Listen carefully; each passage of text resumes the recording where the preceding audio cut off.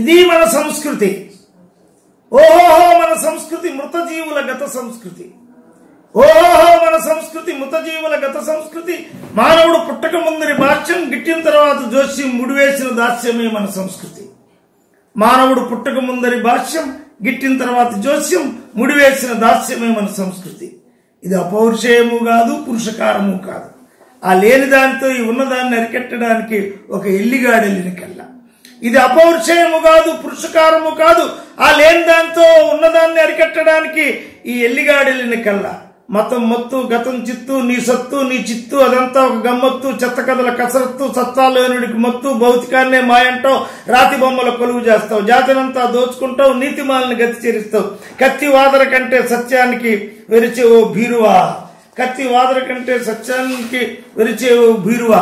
భౌతిక తత్వమే వాస్తవమోయి, జీవితానికి జీవమోయి, అది లేని నాడు నీవు జీవోత్సవమోయి.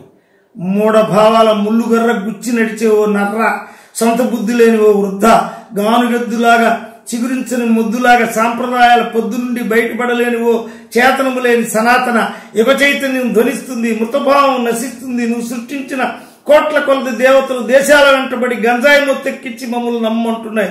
చెమ్మ చీకట్లో కుమ్ములాటెందుకో, నాస్తికత్వపు కాంతిలో వాస్తవాన్ని గుర్తించవాయి.